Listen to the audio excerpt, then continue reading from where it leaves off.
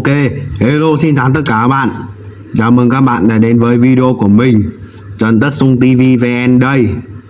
Thì như thường lệ thì mình sẽ kể chuyện ma Season 1 Kết hôn âm dương chương 18. Những cái ngoài ý muốn nha. Rồi, bắt đầu vào chương 18 thôi. Tôi suýt nữa thì vào mặt quỷ của Từ Viên Viên. Vớ vẩn, trước lúc cô chết đều là tôi chăm sóc cô, động viên cô. Cô còn chắc chắn đã nhìn thấy tôi hại cô.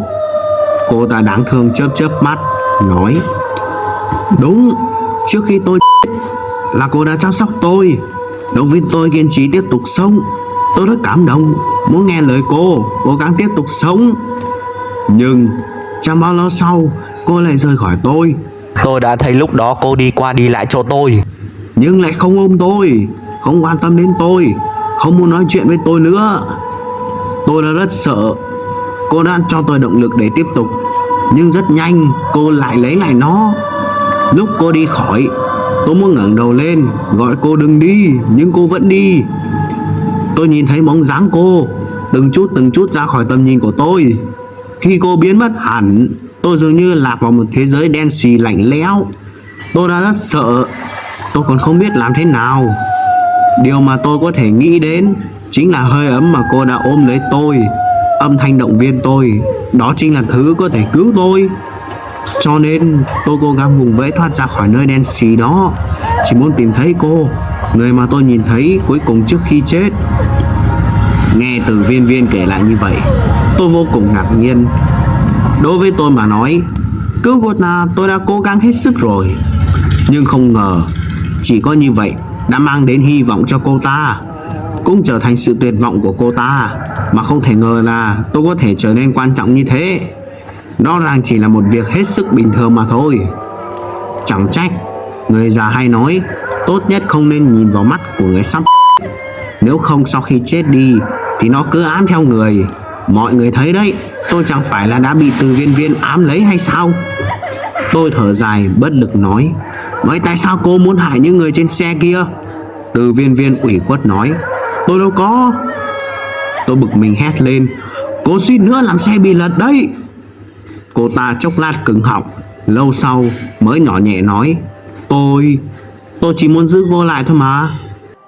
tôi cũng không biết làm thế nào để an ủi oan hồn. Vô tội và đáng thương trước mắt mình ngây ngốc đứng đó một lúc, mới gật gù đầu, đưa ra cho cô ta một phương án giải quyết.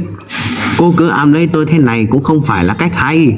Hay là như vậy, tôi nói với cô là cô bị ai hại chết, Sau đó cô có oan báo oan. có hận trả hận, cô đi tìm kẻ thù của cô. Đừng ám theo tôi nữa, được không? Từ Viên Viên mông lung ngẩng đầu lên: là ai? Từ Dương, tên tiểu tử nhà bao tiên bà ở lưng núi. Tôi ngạc nhiên nói: cô quen hắn? Đúng. Tôi giờ mới nhận ra Từ gia trại cũng chẳng phải nơi nào rộng lớn, đều là hàng xóm láng giềng với nhau, sao mà lại không biết quen nhau chứ?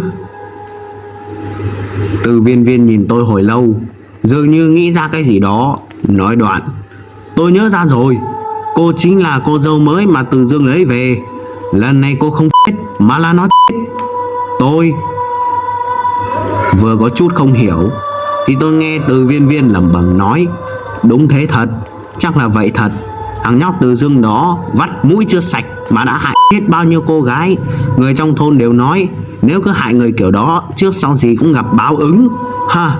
Lần kết hôn này, Tên nhóc đó còn nói với toàn thôn rằng đây sẽ là người vợ cuối cùng của hắn, tuyệt đối sẽ không xảy ra những lần tai nạn như trước nữa. Nếu như còn xảy ra tai nạn gì nữa thì hắn sẽ không lấy thêm vợ nữa. Cũng chẳng nghĩ lại mình, mẹ hắn tìm cho hắn bao nhiêu là vợ, từ trong thôn đến ngoài thôn, đằng trước đằng sau cũng mấy trăm cây số. Người thôn nào ai chẳng biết con gái gả vào cũng sẽ chết. Hắn chỉ có thể chạy ra tỉnh khác để kiếm vợ. Đúng rồi, tôi chính là người vợ ngoại tỉnh kia. nhưng đây là việc của trước đây rồi. Tôi ngồi xổm xuống, hiếu kỳ hỏi cô ta: tôi nhớ Từ Dương có 12 người vợ, tại sao họ lại chết vậy? Từ Viên Viên chọc tôi hỏi: là cô biết tên nhóc Từ Dương nó lấy 12 bà vợ và tất cả đều chết mới chạy thoát khỏi đó phải không? Tôi không phủ nhận. Họ rốt cuộc là vì sao mà chết? Tai nạn, đều chết do tai nạn. Từ viên viên nói, cũng không biết trong nhà bao tên bà chúng tà thuật gì. Các cô gái cô ta dẫn về đều không quá 3 tháng là chết, đều chết do tai nạn. Tôi nghi ngờ hỏi, thật sao? Đều chết do tai nạn chứ không phải do người làm.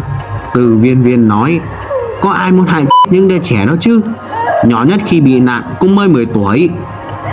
Nhưng người chết nhiều như thế, sao chạy chỉ là ngẫu nhiên? Nhất định có người muốn hại chết bọn họ chứ. Từ viên viên cười nói, chẳng lẽ cô nghĩ là mẹ con Từ Dương liên kết để hãm hại hay sao? Chẳng lẽ không phải sao? Từ viên viên lắc đầu nói, bao tiên bà mất chồng sớm, lại chỉ có một thằng con trai. Bà ta sợ rằng bản thân sẽ đột ngột mà ra đi, cho nên mới gấp rút tìm vợ cho con trai. Chính là mong sau khi chết có người sẽ chăm sóc cho con trai bà ta. Cho nên bà ta tại sao lại phải hại chết những người con dâu mình vất vả tìm về? Nhưng cũng thật trùng hợp đi chứ, tất cả các vợ đều chết. Tôi vẫn không thể chấp nhận kiểu bè lái thông tin như thế này. Từ viên viên nói, đúng là rất trùng hợp, nhưng những cô bé đó đều vì tai nạn, bị rắn cắn chết, đi trên đường bị ngã vào hố mà chết, lên núi chặt cổ bị sói cắn chết, vân vân. Tai nạn nhiều vô số kể. Mỗi lần một người con dâu chết đi, bao tiên bà còn khóc thảm thiết hơn là mất chồng. Tóc bà ta bạc đi như thế, một con mắt cũng bị mù vì khóc. Bà ta thật lòng thích những cô gái đó.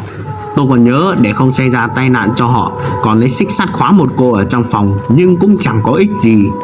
Cô gái đó vì muốn lấy chiếc hũ mật ong ở trên cao, đã kê ghế lên để lấy, kết quả là đột nhiên ngã xuống chết. Bao tiền bà biết một vài yêu thuật.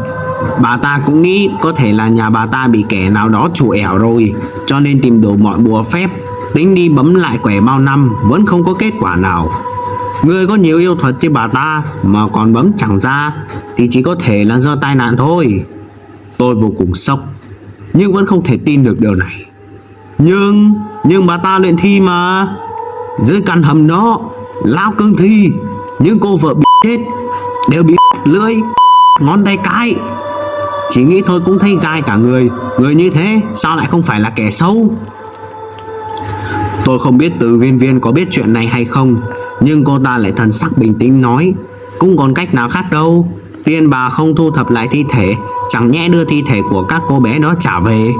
Đó là những cô con dâu mà bà ta mua về, không phải là những cô gái xin về từ những gia đình không muốn nuôi con gái về đâu. Chính là bà ta mua họ ở những tên buôn người. Bà ta mang về nhà thì cũng không thể đưa họ về được, nên bà ta chỉ có thể giữ lại được cái xác đó.